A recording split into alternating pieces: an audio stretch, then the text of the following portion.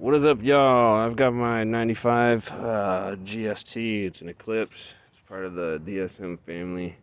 And a lot of you guys that are in this family are pretty familiar with a lot of this parts and equipment. It looks like my hood's like not adjusted right there. Notice everything when you're taking stuff apart. Anyways, we're gonna do some bushings. These are 19 millimeter bushings. They are the newer style that are not supposed to make noise, but they probably still will. But I have clunking when I'm driving. I have this clunk, clunk, clunk, clunk, clunk, and I've gone through pretty much everything except for these bushings. So we're gonna check and see. They were worn out. I took it off and actually tried to swap it with my parts car, but the parts car is non-turbo. So they actually run a 15 millimeter in the front, or it could be even a 13 millimeter. I'm not sure. I forgot to check it when I have my dial calipers out. But first things first, we're gonna just pop the wheel off. And if you got an impact, it makes it so much easier.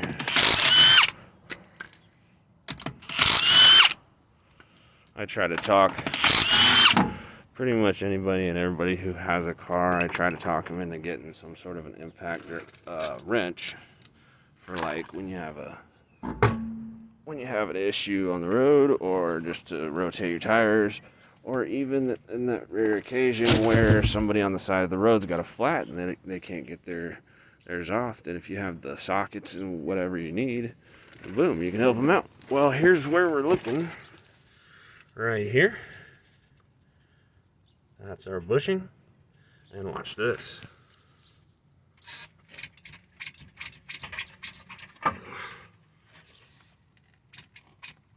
So it has in and out play as well as up and down play. So it's definitely probably the culprit.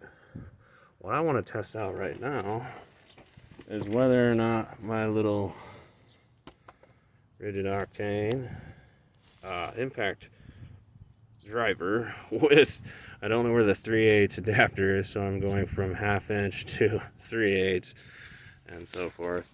And I had taken this one off already and tightened it with the impact wrench, so it may be super tight.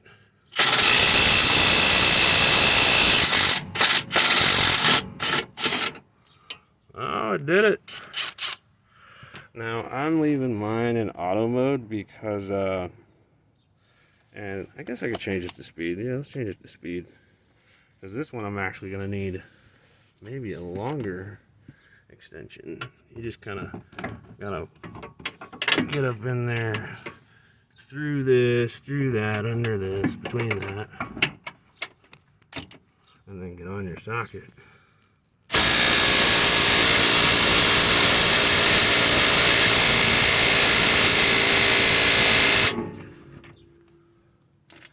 Okay, so it's a little too much for that, so let me swap out tool.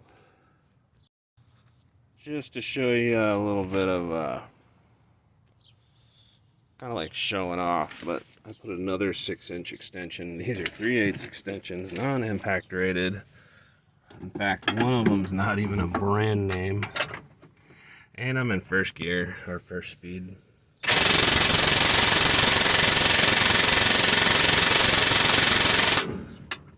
Oh, fail. Alright, let's crank her all the way up. Hopefully it won't snap anything. And always wear your safety glasses. These are Z87 rated. Oh, jeez. Took it off so fast I didn't even get to pay attention to which one's the top. One of them is the top, one of them is the bottom. You have to pay attention, especially on this car. And so what I did the last time I took it off is I found the top and I literally just scratched the corners of it, just like that, so I can tell which side the top is. And then look how loose my sway bar is. And I've got new links too in the back. I'm gonna double check these, but taking the links off, it would be easier with a wrench. Just pop these off And I would suggest if you're taking the bushings off, to get to these other ones inside here, it may be easier just to drop the sway bar down to where you can hit right here on an impact wrench. So that might actually aid in that process. So as loose as this is, you can see that if you drop the other side down, like if you take the top link out right here, you could probably drop this down to get to this one with an impact wrench, because it's going to be a little bit harder to do because it may spin. And I've had that happen on ball joints and tie rods, different things where when you go to spin the nut, it actually spins, well, the inside of the ball or whatever joint you're working on. So we're going to do a quick inspection on these.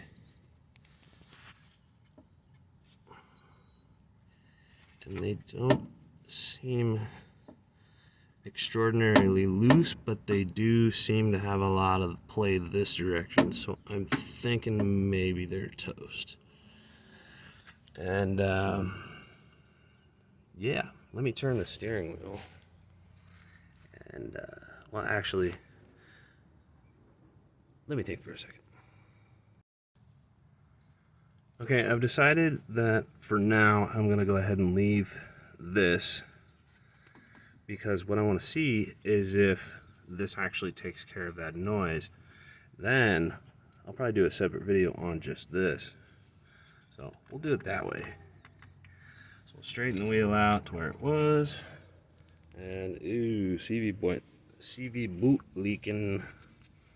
So basically this is the worn out bushing. And this is what I purchased. I don't know the brand. It says Prothane. I assume that's the brand.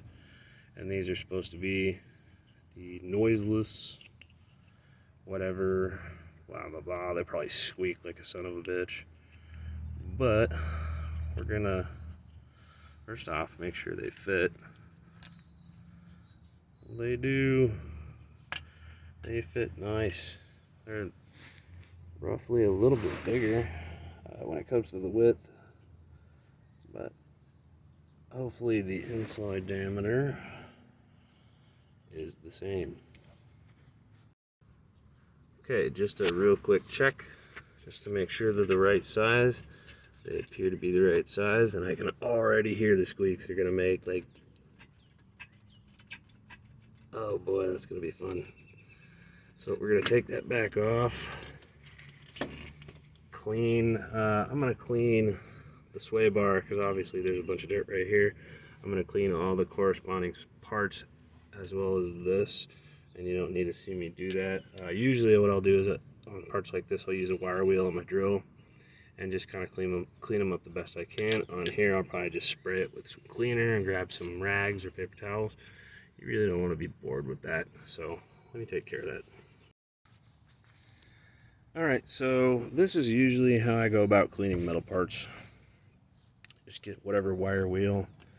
This will be easy just to kind of hold right there. You don't have to take the metal off or anything. Just what you're trying to do is get residue of the old rubber or dirt or whatever's in between there, because we're going to actually grease it up and try to keep some of that dirt out. And I got this pretty dirty microfiber cloth, and this is a little bit of OK Awesome, I think that's what it's called, and I'm gonna spray it up in there. It is a really good degreaser, and I'll let that soak in a little bit, and then I'll get in there with my fingers and smash them real good and clean it as best I can. But in the meantime, I'm gonna hit this with the drill, and so I don't get hurt, I'm gonna do it off camera. Okay, so here's pretty much what you're going to be left with. Try not to take too much of the zinc protection off, which is the goldish color. This little, it's like a gold color. Don't take that off, but since it was already removed pretty much from here, I just went ahead and took it down as far as I could without jacking up the metal. And it feels smooth to my fingers. That's good. Get rid of any burrs that could possibly dig in or cut it. and then just wipe it off, because we're going to end up using grease, and anything that could possibly chemically change the grease we don't want. So like for example, this OK Awesome, what I'm going to have to do is get it off before I actually put the bushing in there. So gotta clean that now. Okay, as I'm rubbing in the backside direction, I do notice with my finger, even through the towel, there's a lot of pitting on the metal, which means that this has been running dry for quite some time. And so luckily I'm getting enough room in here where I can clean this fairly well. And here's all the stuff that I'm getting off of it. I wouldn't have ruined this good microfiber, but it already had a bunch of chips and sawdust jammed in it.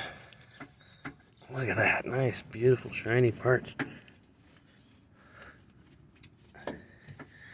Just get in all around there, and you can hear the other side of it's just so loose.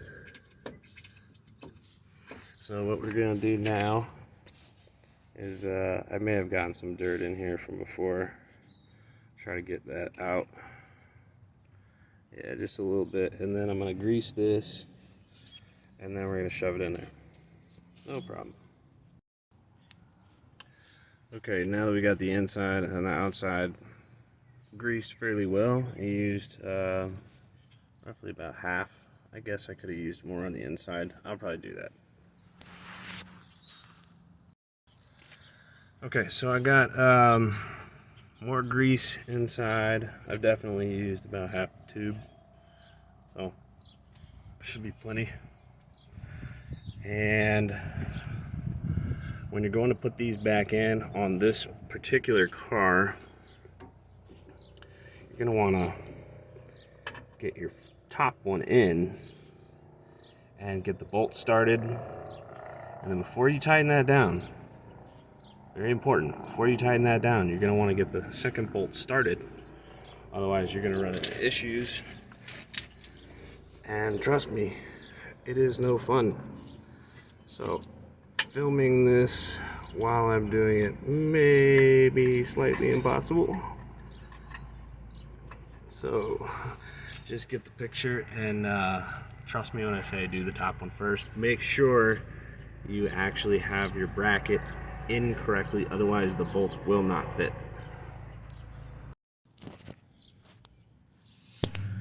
Okay, so once you get the top one in, oh boy, I can't even reach. You can go ahead and start the bottom one.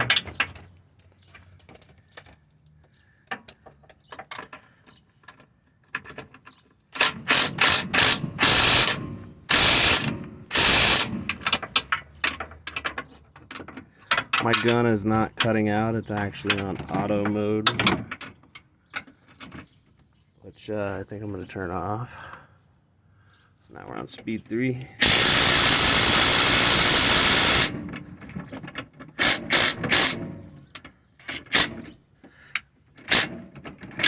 Okay, there we go.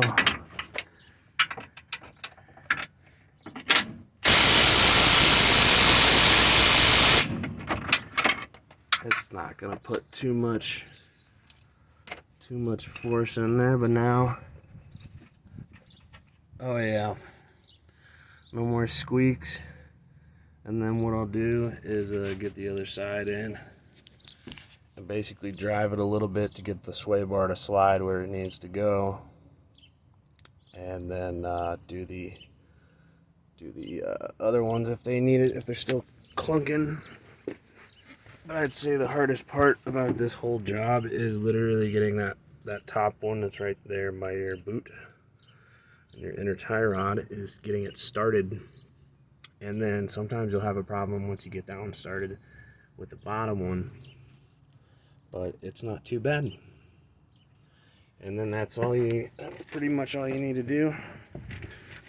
You really don't need to tighten these too much. I'd say anywhere from 50, 60 to 80 foot-pounds. Anything other than that's overkill. Just snug them down, they'll be fine.